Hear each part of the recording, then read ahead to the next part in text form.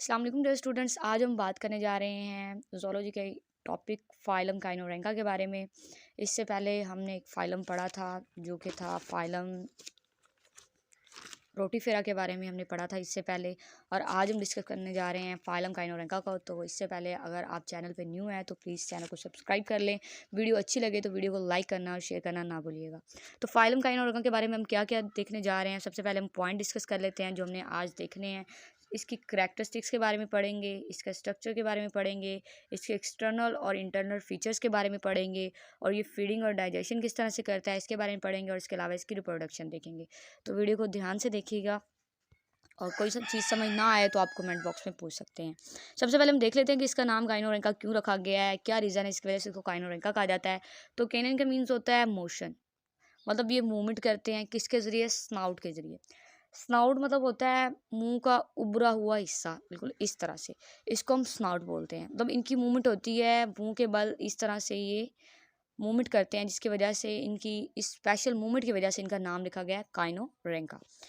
उसके बाद हम देखते हैं कि इसके करैक्टरिस्टिक्स की अगर बात करें तो करैक्टरिस्टिक्स में अगर हम देखें तो हम देखते हैं कि सबसे पहले इसके स्ट्रक्चर की बात करें तो इसका स्ट्रक्चर क्या है, ये क्या होते हैं, ये इलोंगेट होते हैं और साइज़ इनका होता है स्मॉलर देन 1 मिलीमीटर। हैबिटेट की बात करें तो ये मैरीन वाटर में भी पाए जाते हैं, इन्वायरमेंट में मड और सैंडी एरियाज में पाए जाते हैं। उसके अलावा इसकी सिमेट्री की बात की जाए तो ये बायलैटरल सिमेट्री होती है, मींस इसको दो इक्वल हिस्सों में डिवाइड किया जा सकता है। और लोकोमोशन की बात करें तो नो एक्सटर्नल सीलिया और लोकोमेंट्री अपेंडेज, मतलब इसमें सीलिया और लोकोमेंट्री अपेंडेज नहीं पाया जाता।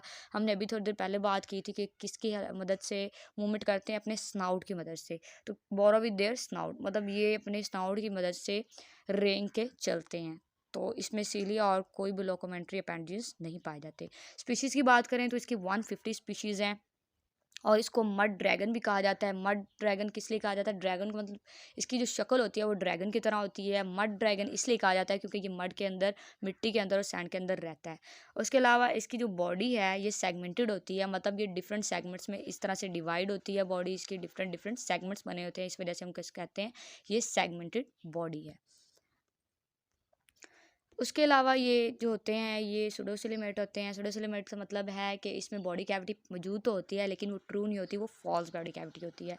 और क्यूटिकल लेयर इसमें प्रेजेंट होती है। डाइएटम्स खाते हैं ये, एल्गी वगैरह। और इसके अलावा ये डाइएशियस होते हैं, मीन इसमें दोनों मेल और फीमेल अलग अलग पाए जाते हैं। तो अब देखिए यहाँ पे हम इसका स्ट्रक्चर देख लेते हैं।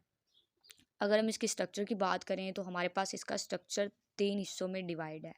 हेड है हमारे पास, नेक है और ट्रंक है। ये देखें यहाँ पे हमारे पास हेड मौजूद है, ये इसकी नेक है, और इस यहाँ से लेकर यहाँ तक का हिस्सा क्या कहलाता है, ट्रंक कहलाता है। तो इसके 3 हिस्से हैं। सबसे पहले हेड में देखें तो हमारे पास ओरल स्टैलिट है। ओरल स्टैलिट क्या होता है, ये स्पाइन लाइक स्ट्रक्चर होता है, एक कांटेदार जो स्ट्रक्चर होता है जो इसके हेड के ऊपर प्रेजेंट है, उसको हम ओरल स्टाइलेट कहते हैं। और ये इसकी ओरल कॉन मौजूद है। उसके अलावा ये स्केलिड्स होते हैं जो नेक के ऊपर स्पाइन लाइक स्ट्रक्चर प्रेजेंट होता है, उसको स्केलिड्स कहते हैं। ये इसकी नेक है, और यहाँ पे प्लास्टिड मौजूद हैं। जूनाइट इसके जो जूनाइट्स में तकरीबन 12 जूनाइट्स होते हैं, मतलब ये जो पार्ट्स हैं ना इसको हम जूनाइट कह रहे हैं। ये तकरीबन 12 होते हैं यहाँ से लेकर यहाँ तक, और ये एक जूनाइट यहाँ पे है और ये ऊपर वाला जूनाइट। तो ये जूनाइट जो होते हैं इसके अंदर 2 तरह के स्पाइंस होते हैं, मतलब हर जूनाइट में 2 स्पाइंस पाए जाते हैं। यहाँ पे हमें नज़र भी आ रहा है, एक लेटरल स्पाइन है और एक डोर्सल स्पाइन है, मतलब 2 तरह के स्पाइन यहाँ पे पाए जाते हैं। क्यूडल स्पाइंस क्यों कहा जाता है इसको, क्योंकि ये इसके फुट वाले हिस्से पे प्रेजेंट है, इस वजह से इसको काइडल स्पाइंस कहा जाता है, और यहाँ पे इसकी एनस मौजूद है। तो ये हमने इसका स्ट्रक्चर देख लिया। अब हम इसके स्ट्रक्चर को 1 बाय 1 डिस्कस करेंगे कि इसके स्ट्रक्चर में क्या क्या चीज़ें हैं और किस तरह से हम इसको डिटेल में देखते हैं आगे। सबसे पहले हम इसके एक्सटर्नल फीचर देख लेते हैं, यानी कि इसके हेड, नेक और ट्रंक के बारे में हम देखते हैं। हेड के बारे में अगर हम बात करें तो हमने पहले भी बात की कि हेड में क्या क्या चीज़ प्रेजेंट होती है। ओरल स्टैलेट हमने कहा होता है, जो ऊपर वाले हिस्से पे हमने देखा था कि स्पाइन लाइक स्ट्रक्चर प्रेजेंट था, उसको हमने ओरल स्टैलेट कहा। Spine like structure present on head called oral stylet, मतलब हेड के ऊपर जो स्पाइन लाइक स्ट्रक्चर प्रेजेंट है उसको हम ओरल स्टैलेट कह रहे हैं। Head contain mouth, oral cone and spine. Head में 3 चीज़ें प्रेजेंट होती हैं। नंबर 1 माउथ होता है, ओरल कॉन होती है और स्पाइन होते हैं, हमने स्ट्रक्चर में देखा भी। उसके अलावा अगर हम नेक की बात करते हैं, नेक कंटेन स्पाइन कॉल्ड स्केलिड्स। हमने बात की थी नेक के ऊपर जो स्पाइंस प्रेजेंट है, जो कांटेदार स्ट्रक्चर प्रेजेंट है, उसको हम स्केलेट्स कहते हैं, जबकि हेड के ऊपर जो प्रेजेंट है उसको हम ऑरल स्केलेट कहते हैं। उसके बाद हम ट्रंक की बात करें तो ट्रंक कंसिस्ट ऑफ 11 और 12 जूनाइट्स। हमने देखा था इस तरह से डिफरेंट पार्ट्स बने हुए थे, हमने कहा हर पार्ट को हमने क्या नाम दिया, जूनाइट का नाम दिया। तो ट्रंक पे हमने देखा कि 11 से 12 जूनाइट्स प्रेजेंट है।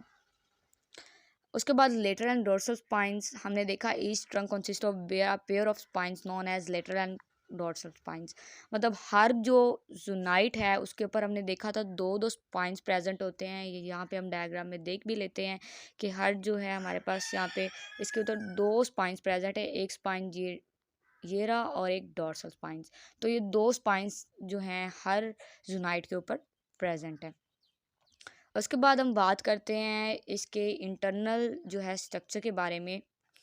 इंटरनल फीचर की अगर हम बात करते हैं ना, तो इसमें जो इंटरनल की क्या क्या चीज़ प्रेजेंट होती है, इसमें एक्सक्रीटरी सिस्टम प्रेजेंट है, ठीक है। उसके अलावा इसके डाइजेस्टिव सिस्टम और इसके नर्वस सिस्टम की हम बात करते हैं।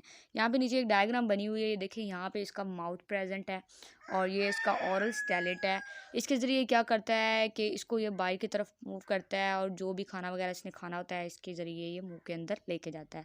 ये सेंसरी ऑर्गन्स भी हैं, मतलब ये सेंस करता है, इसका माउथ जो होती है इसकी ज़ुबान। यहाँ पे इसका ब्रेन प्रेजेंट है, ये हमें नज़र आ रहा है, ये मिड गट है इसका, और ये यहाँ पे इसकी फेनिक्स प्रेजेंट है, ये डाइजेस्टिव ग्लैंड्स हैं, और ये प्रोटोनेफ्रिडिया है, और यहाँ पे इसकी एनस प्रेजेंट है। तो मतलब इस तरह से अब इसको हम वन वन वन डिस्कस करते हैं कि किस तरह से इसमें डाइजेशन होती है, किस तरह से फूड मुंह के अंदर आता है और किस तरह से बाहर की तरफ मूव करता है। ये वन बाय वन हम इसको डिस्कस कर लेते हैं। अब हम बात करते हैं इसके माउथ कोन और स्नाउट की। माउथ कोन की हमने बात की थी कि इसके मुंह के आगे जो कोन प्रेजेंट है उसको माउथ कोन कहते हैं। इसको स्नाउट का भी नाम दिया गया था। स्नाउट के बारे में हमने पहले भी बात की है कि इसका जो स्ट्रक्चर है, जिसकी जो आगे से उभरा हुआ है, मतलब इसका जो मुंह है उसको हम स्नाउट बोलते हैं। They enter their stylet into sand of any food particle present in attached with stylet and then drag it into their mouth then eat it। मतलब क्या करते हैं, ज़मीन के अंदर अपने जो इनका जो ज़ुबान है उसको ज़मीन के अंदर लेके जाते हैं, और सैंड के अंदर जब लेके जाते हैं तो वहाँ से उनको कोई चीज़ मिलती है तो उसकी ज़ुबान के साथ चिपक जाती है, और उसके बाद उसको दोबारा से मुंह के अंदर लेके जाते हैं और उसको निगल जाते हैं, मतलब उसको खाते हैं।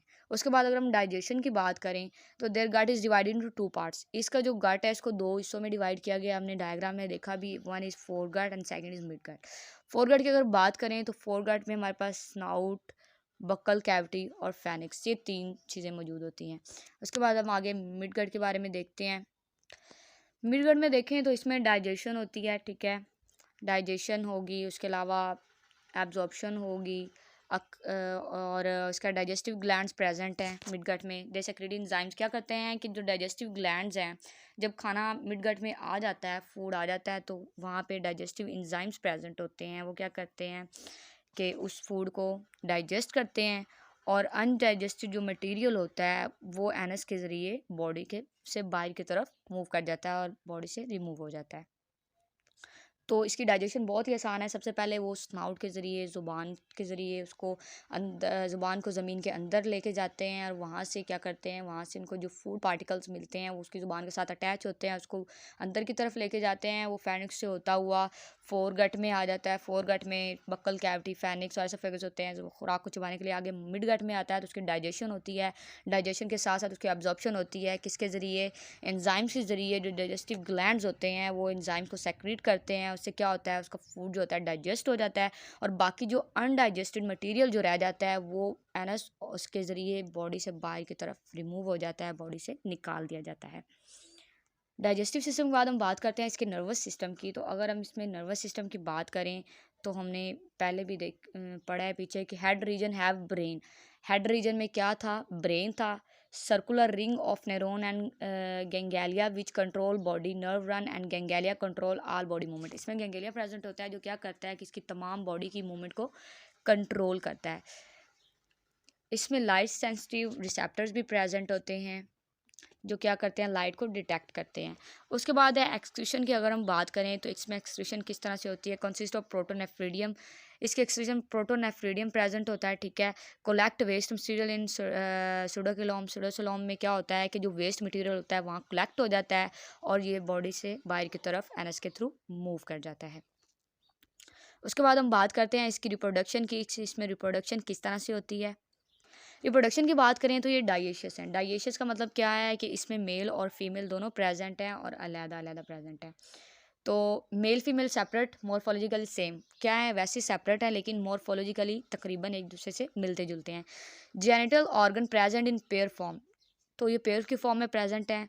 मेल कंटेन टेस्टिस, मेल में हमें पता है टेस्टिस होती हैं और फीमेल में ओवरीज होती हैं। फर्टिलाइजेशन होती है और एक जाइगोट बनता है।